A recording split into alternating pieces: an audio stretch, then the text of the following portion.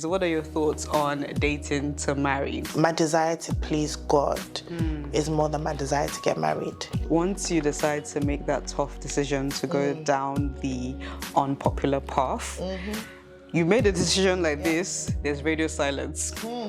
You're going to have to go through that season where it's like, do you really mean what you're saying? Do you mean it? I've had interesting dating experiences. I've gone on dates with people and I thought, this is a prank. How do you deal with sexual It is urges, so hard at the age frustration? I think I turned 30. Chunks of life, chunks of passion, chunks of entertainment, chunks of relationships. So give me some more, give me some more, give me some more. Give me some more, give me some more, give me some more. Hi guys, welcome to the Mo Chunk Show, where we inspire and educate you to live well and thrive in your faith, career and relationships. And we have the wonderful, the beautiful Sarah Alonge in the building today. Hi guys, thank you for having me. Thank you so much for joining us today. You look absolutely stunning. You're making me shy. And guys, I kid you not, when Sarah came out of the lifts, there was a wonderful tornado of a beautiful scent just oozing out of her. Thank you. And Thank I had you. to ask for the formula for her. It's a perfume cocktail, so I've got a bit of Jo Malone, some Yes, Zara, love it. mix it all together. Yes, Yeah. smelling good, looking good, feeling good. Yes, that's we it. love it. So as you guys know the drill. We're going to begin the show with Chit Chat with Mo, where we have, debates, have a lovely, nice chit chat debate. And then we're going to go into Deeper with Mo, where we have our wonderful guest who's going to tell us a story that hopefully inspires you to live well and thrive.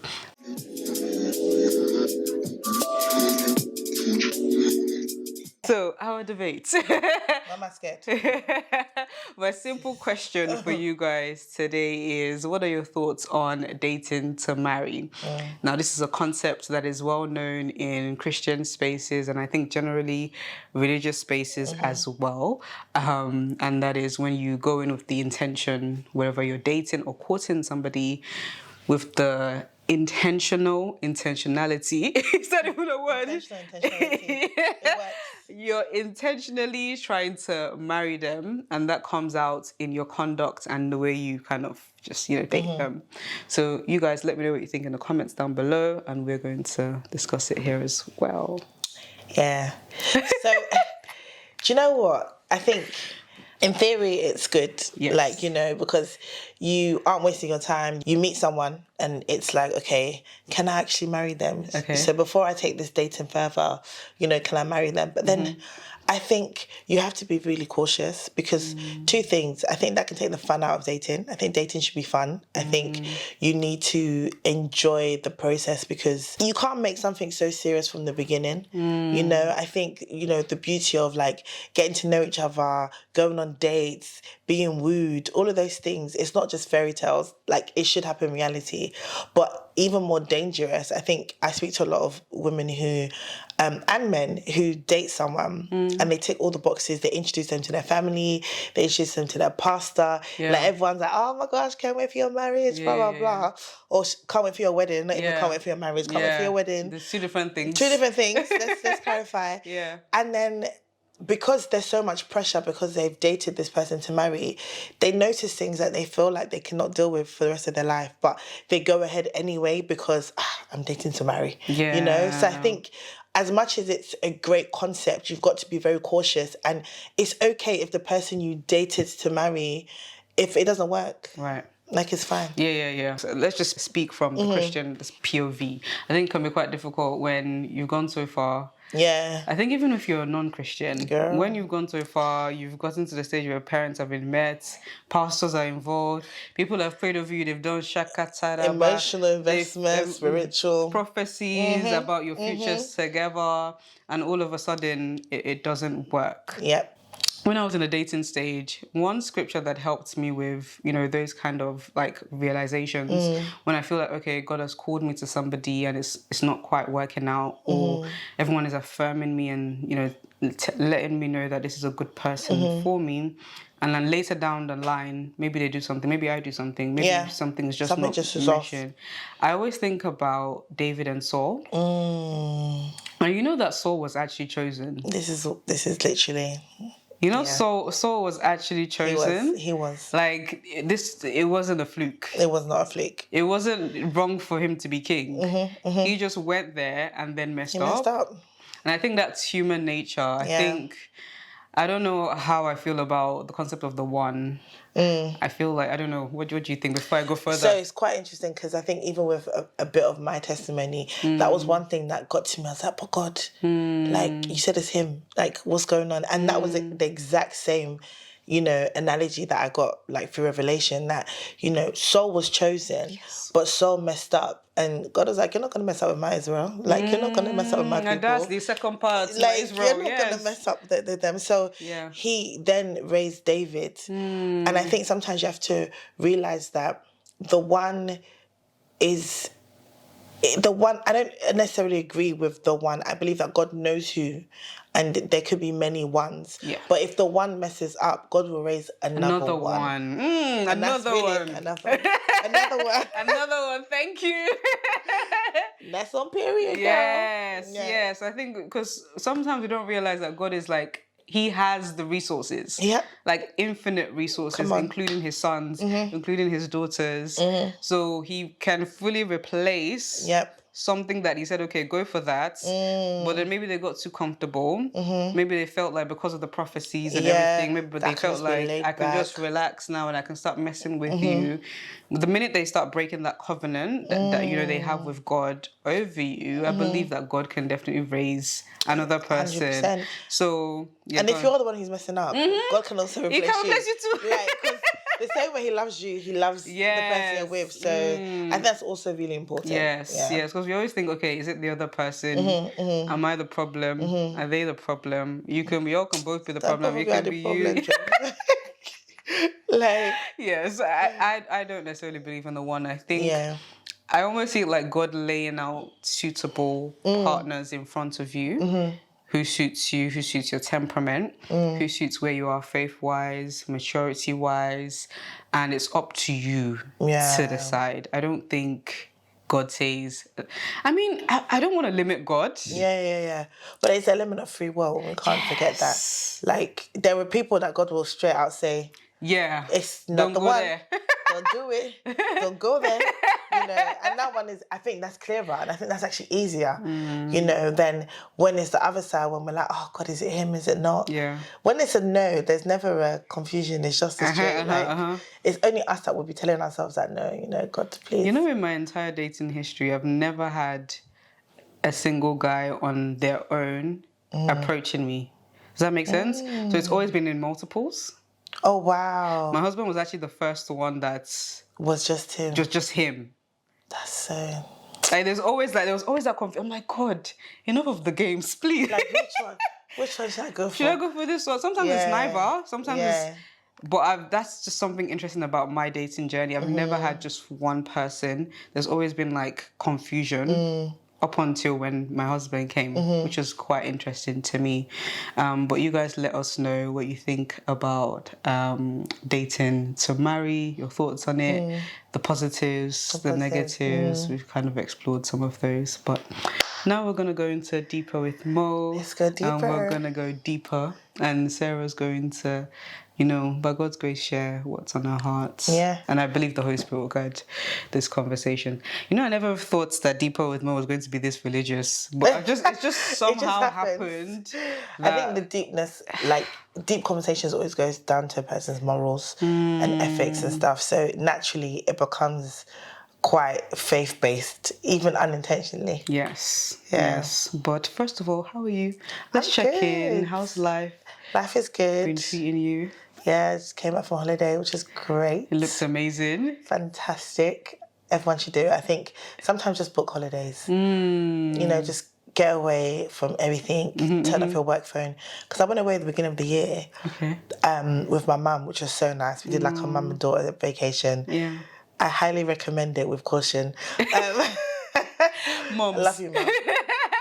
She's just a bit much. You know? Yeah. But it was actually great. It was probably one of my best holidays. But then I ended up working because work was really busy. So this holiday I said, it's not me and you. I'm going to turn off my work phone. I'm going to turn off my my laptop. Not even, I ended up taking it because I had a deadline. But I just zoned out and it was so good. Nice. Yeah. Lovely. And what made you take the holiday?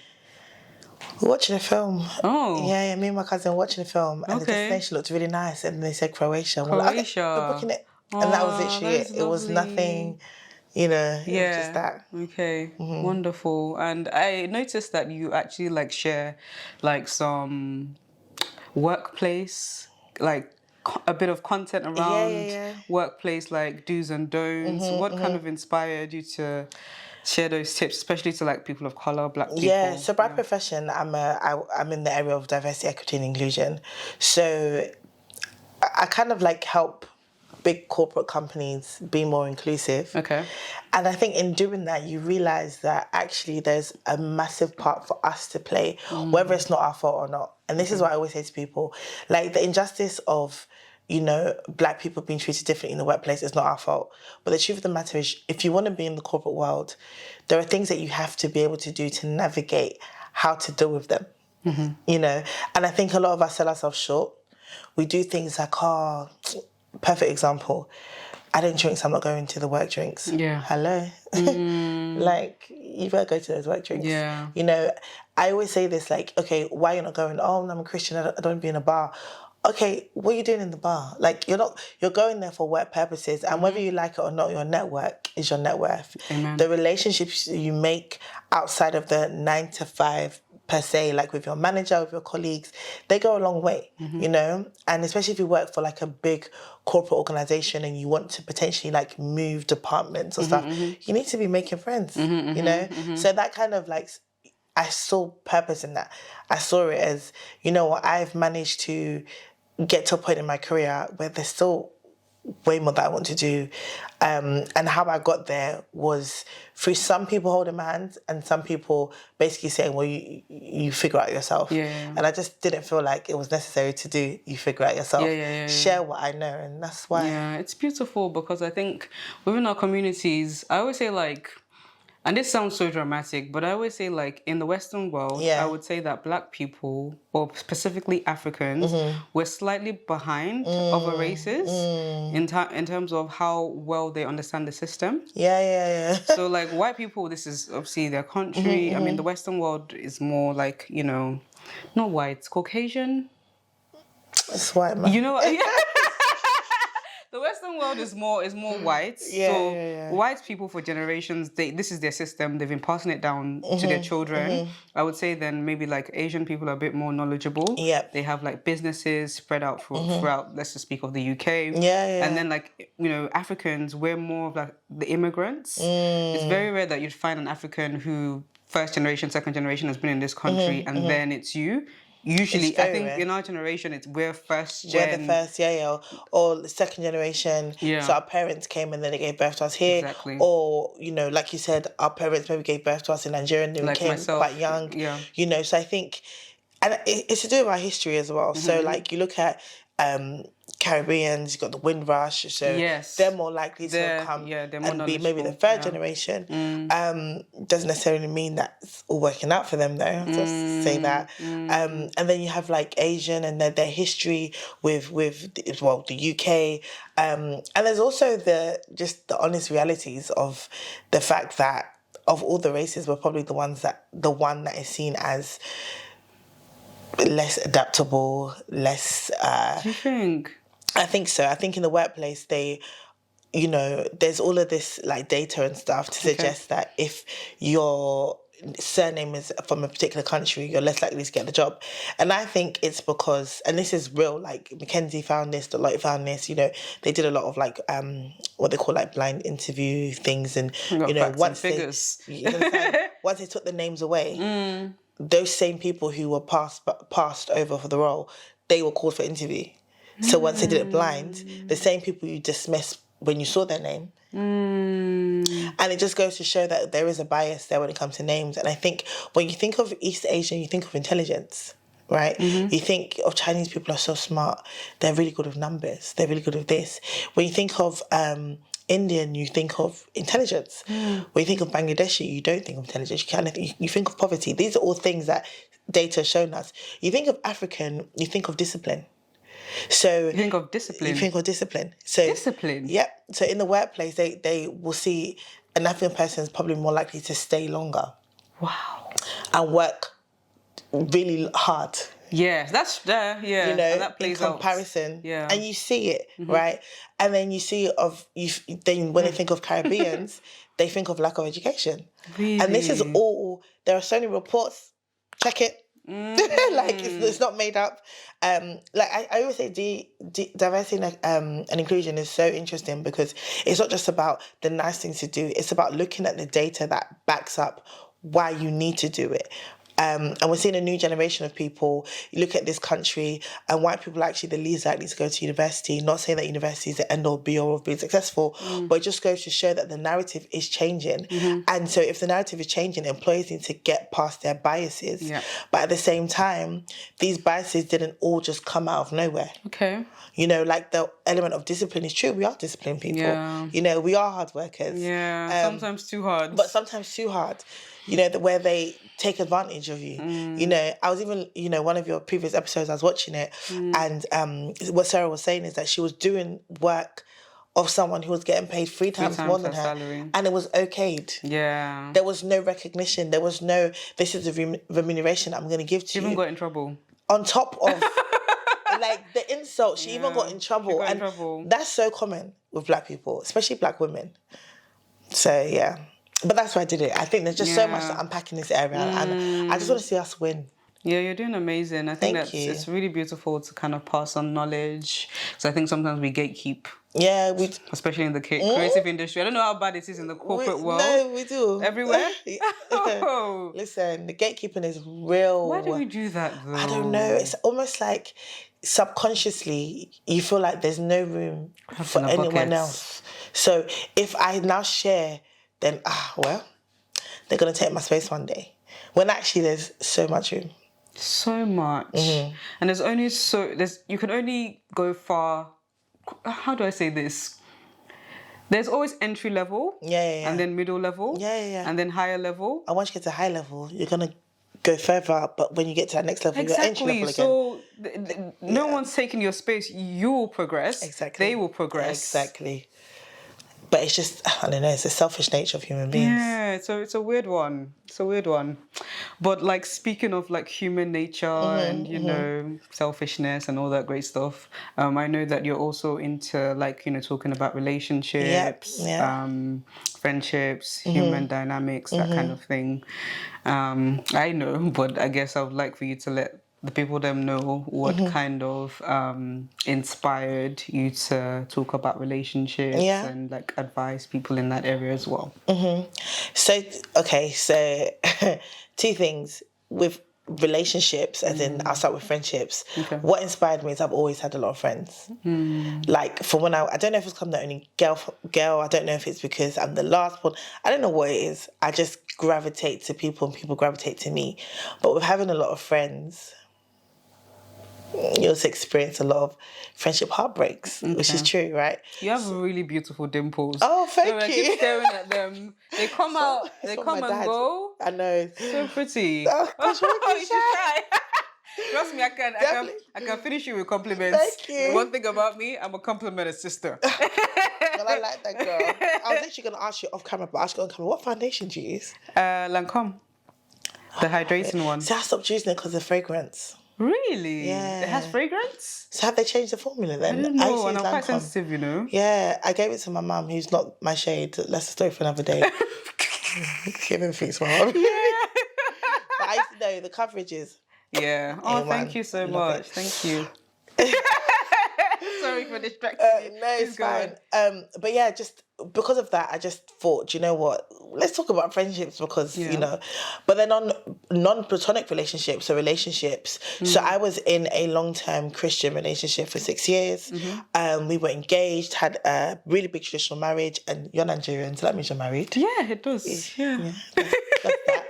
I think that's actually the real marriage. There's It is, arguments like, about this, but you know, white weddings are Western. Yes. You know, Western tradition. It's Western tradition. So if you want to do that and you adapt to it, then that's completely fine. But just have to acknowledge your roots. Yeah.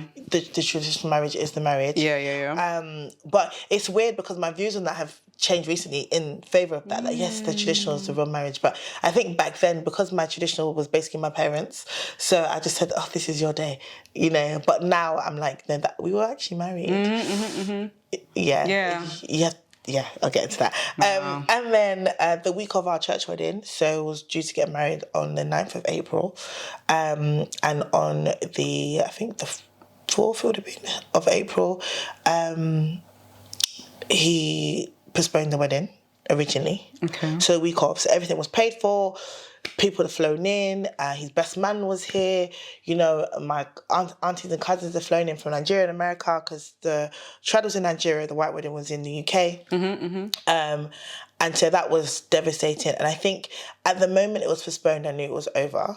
But you still kind of keep hope because it's like, it's been 6 years and, you know, what's really going on. Yeah. And it was a big wedding. It wasn't like a 100 people wedding. It was a 500 people wedding, which I wouldn't do again, by the way. Yeah. And a few weeks after that, so about 3 weeks and a bit after that, he called me and was like, yeah, don't do this anymore. And so we ended a 6.5-year relationship, an engagement. Yeah. And it literally was single-handedly the hardest thing I've ever had to go through on so many levels. And through going through it, it was something that I had so much support. So when I say this, everyone should understand what I mean. I had so much support, it was unreal. Like, I had people showing up to my house, so much so that I left in the middle of the night to go stay in a hotel. Like, I literally left space. My dad was like, how can she do this? I was just on the phone with my brother. I could hear him and I said, she should have consulted us, you know, because he was so worried. Like, but I was like, if I leave at a time where you people are awake, you'll stop me. Yeah. So at 4 a.m, bear in mind, you can't check into hotels till 2. At 4 a.m, I was driving, and the hotel that I was staying at, I got there really early and they were actually fully booked. And I was like, oh my gosh. So I had to go to another hotel. Yeah. They had a room that they let me stay in until like 1. Okay. And then I moved to the hotel that my friends actually booked for me. Okay. Because it was actually, they booked it to stay for the wedding. And obviously they weren't going to use it. Imagine. So they were like, you know, we booked it for 2 days. Yeah. You know, go and stay there. But I had so much support.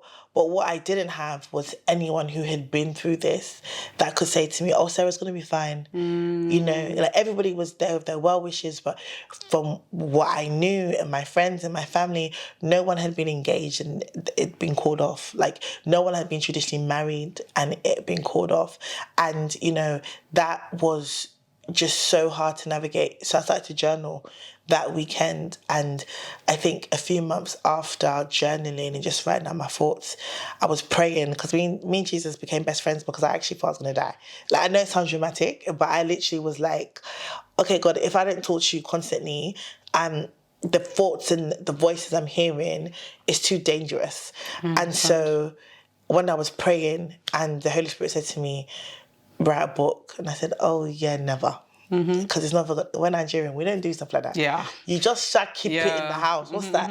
You know. But I knew God had called me to help people through my stories. I started blogging.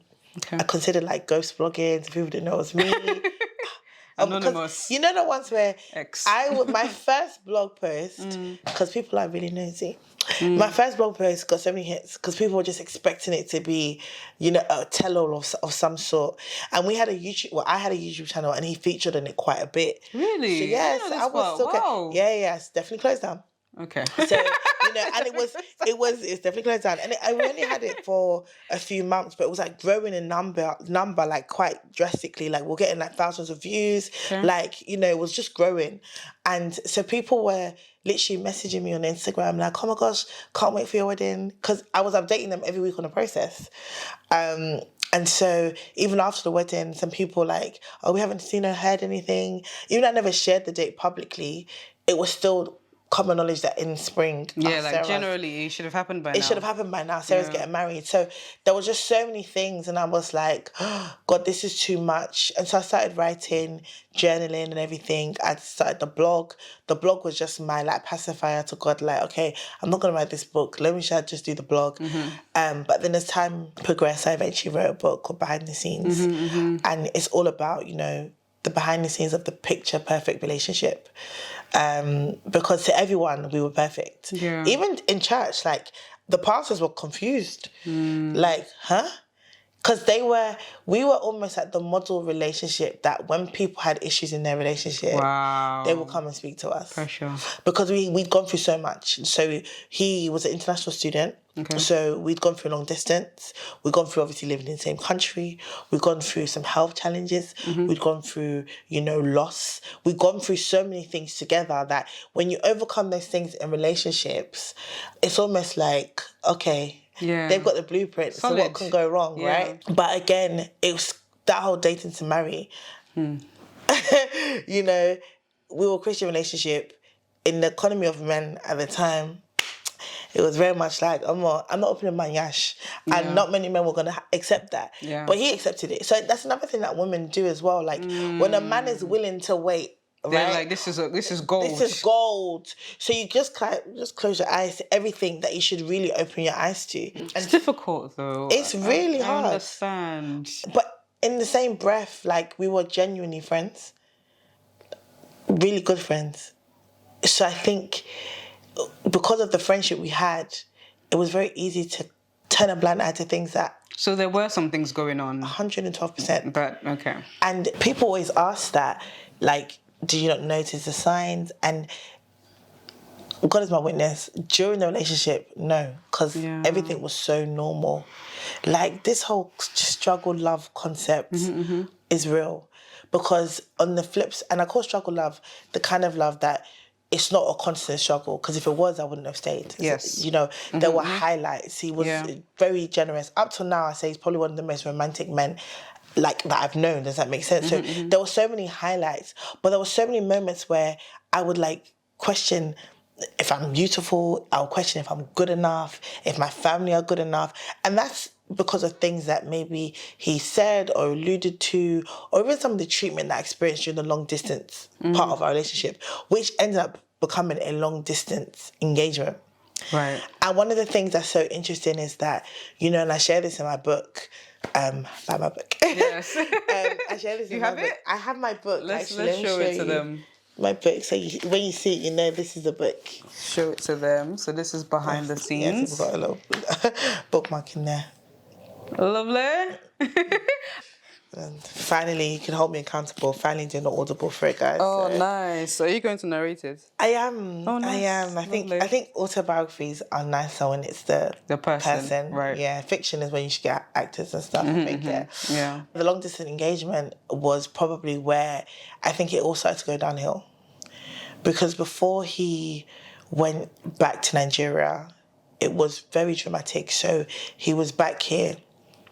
And the conversations we had was that it wasn't going to be long distance anymore, right?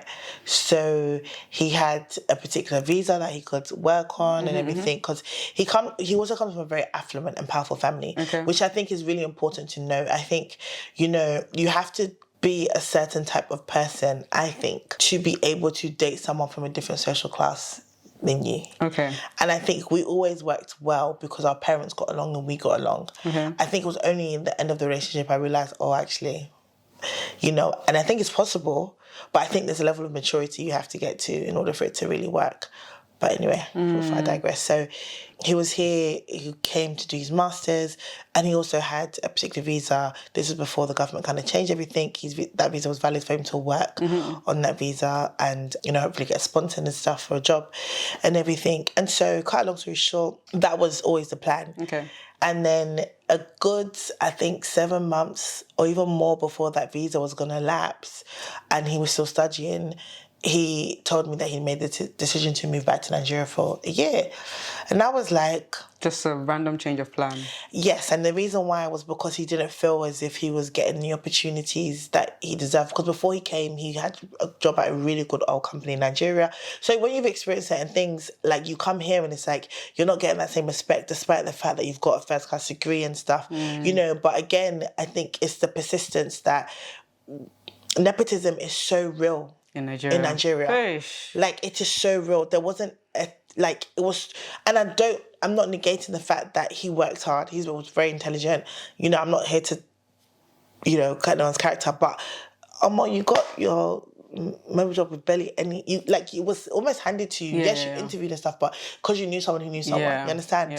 Somebody's uncle. It was a lot easier. The process was a lot quicker. So when it was taking longer here, things that we're used to, right? Application, cover letter, first, second, third interview. You know, it was very odd for him. I would say he probably tried for a very short amount of time. Okay. So that was the first issue we had, because I just felt like, okay, you still have a lot of time and you're not actually trying as much as you should. And so he made the decision that he wants to go back. So that was in August of that year. And I remember I was crying. I was like, no, the last time we were long distance, we actually broke up. So in the 6.5-year relationship, we actually had a year where we weren't together, right? So we broke up because the communication was off. His character changed. He even stopped going to church. All of these things, right? Like, it just was a lot. So I was just so nervous that was going to repeat itself again. And obviously, you know, we were more mature, you know, we'd been together for a long period of time, so he was reassuring me that that's not going to happen. So to my surprise, although we discussed marriage and we'd been dating for a long time, we made a decision that, you know, we're going to kind of like put it on the back burner for a bit while he moved. But then just before he moved to Nigeria, he proposed. Right.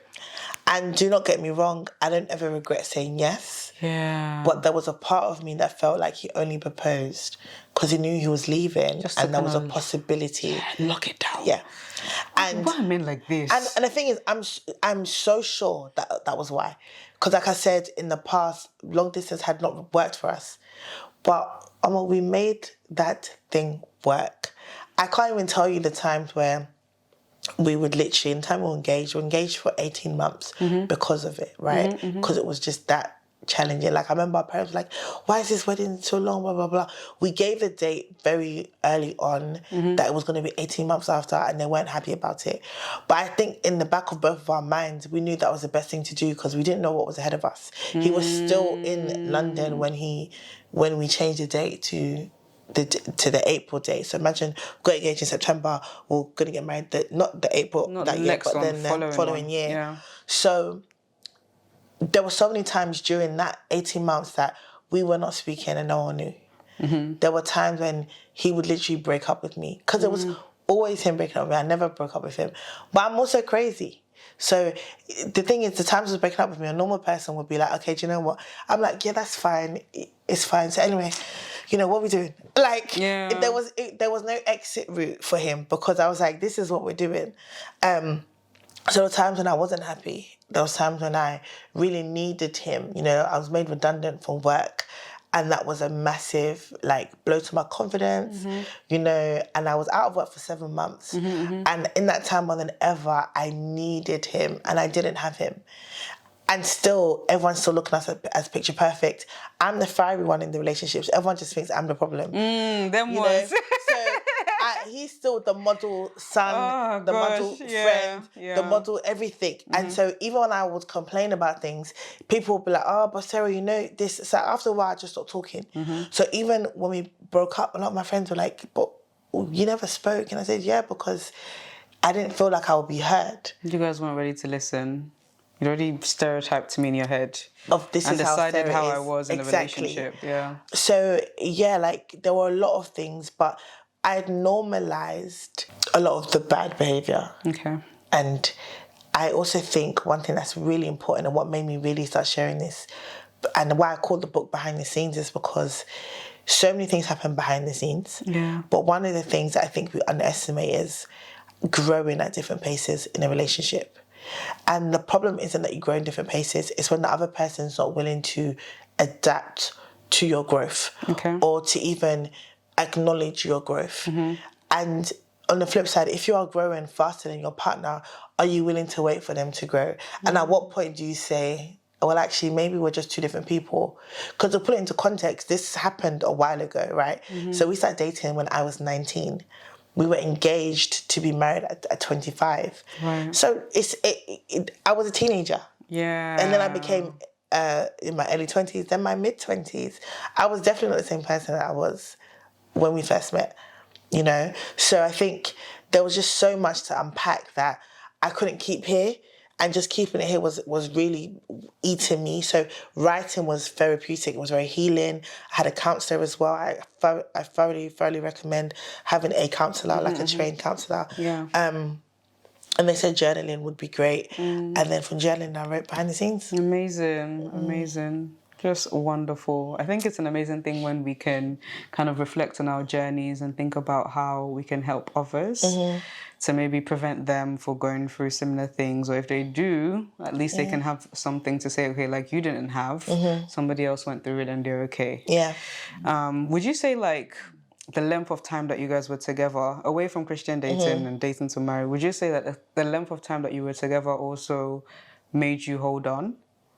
Oh, absolutely. Yeah. Yeah, like... For 6 years is it's all I'd known, not though. small. You know, and even when you hear people talk about the dating scene, oh, it's the ghetto, it's this, it's that. I thought, So that means the dating scene has been in the ghetto for a long time. For a long time. It's not just now. Because now, just to put context, I'm 32 now. So the dating scene has been in the ghetto. Yeah. Let me not speak bad things. Yeah. But, you know, the dating scene was definitely like, you know, what I wasn't trying to re-enter. So I definitely held on. And like I said, we had such a good friendship that I just thought, oh, where would I find this again? I was like, I can look past that or I can...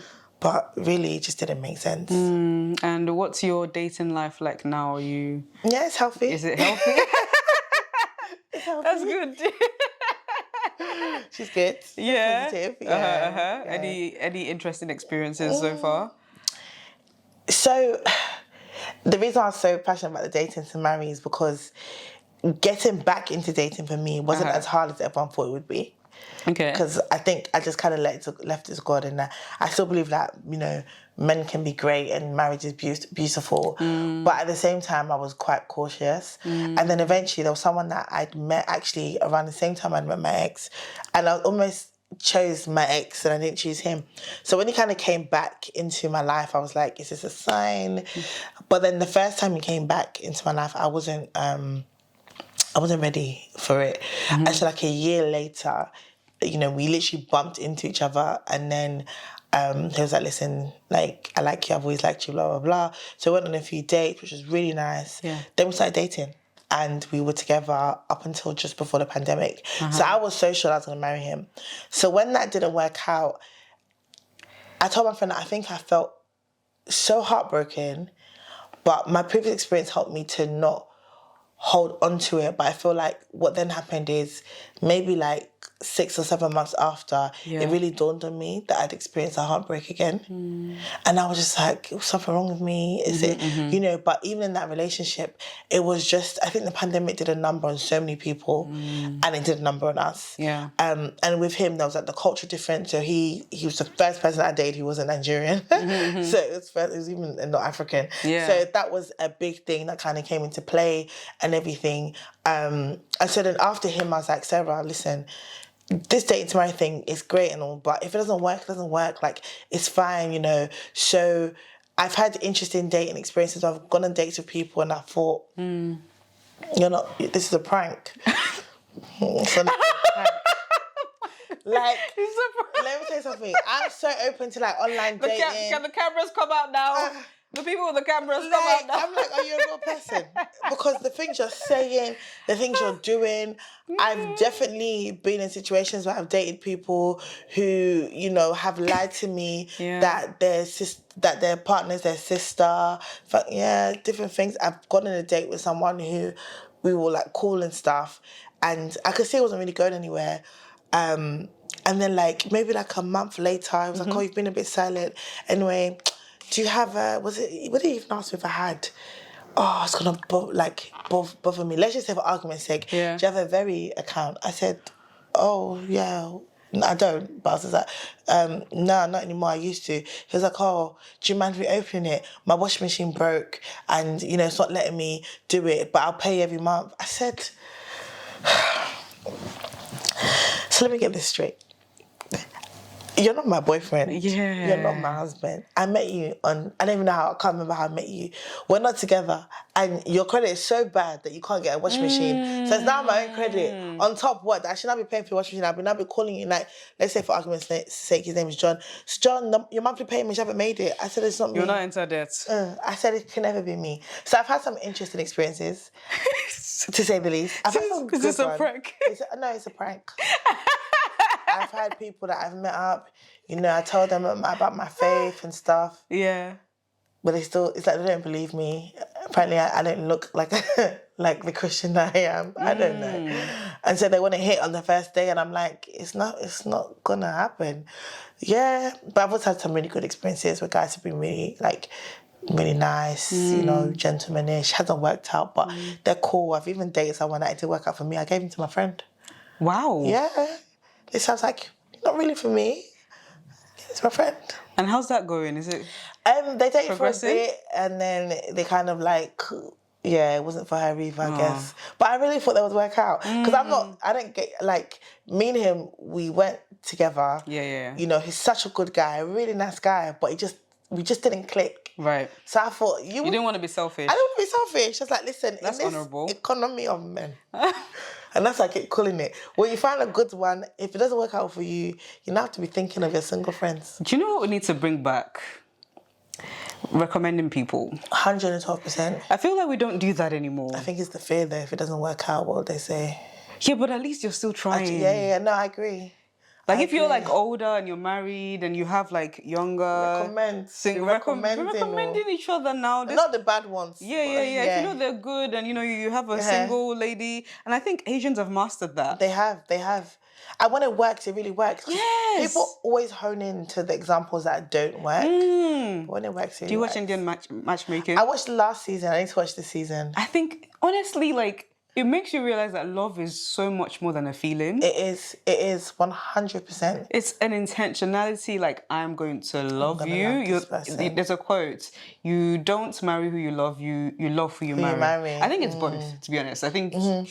But it works out. You see it all the time. You see people who were like arranged marriages and they are so in love with each other 30, 40 years lasting longer than ones that get the love matches, as they call it in the Indian. Yeah, the sugar in my tea, you're the plum in my garden. The tomato in my jollof. Honestly. Like literally, We're not saying that love is bad, but it's just goes to show, isn't it, that a bit of recommendation might be a good thing in the date, especially in the Christian dating scene. 100%. That's why I love what Christine does. She has a dating Blagape. She has a dating company. I don't know how regular the events are post-pandemic. Yeah, I think they're coming back slowly, but I think that's a really good avenue for Christians to meet, especially those that are ready to settle down. Absolutely. Not the ones that are ready to play with your heart and all that. Serious people only. But I kind of wanted to ask you a bit of a personal question. Okay. I think being shy is your second personality.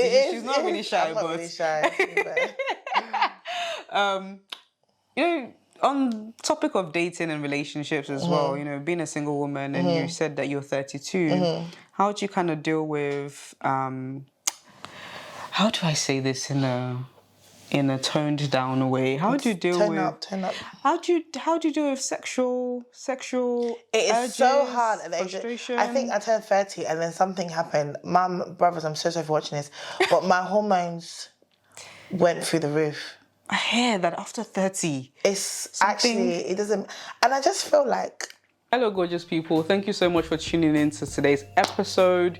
If you would like to see the rest of the visual side of this episode, you can go to my Patreon via the link in my bio and become a patron. Is it patron or patron? Become a patron of my content on there, so you get some exclusive longer length videos or full length videos on there. or you can listen to the full audio version for free on a podcast app of your choice, such as Spotify, Apple Podcasts, and so much more. Thank you so much for tuning in, and see you in the next episode. Christian women need to talk about masturbation because we only put masturbation in the conversation when it comes to men. Yes. Because there'll be days where if it's not someone else that wants to ginger you want to ginger yourself. Like, and I think the one way to not get something is to not try. So that's like 100% you're going to fail at it. Yeah. You're going to have to go through that season where it's like, do you really mean what you're saying? do you mean it? Biology wise, I'm like, this is confirmation I'm supposed to be married. I'm really getting it in. That's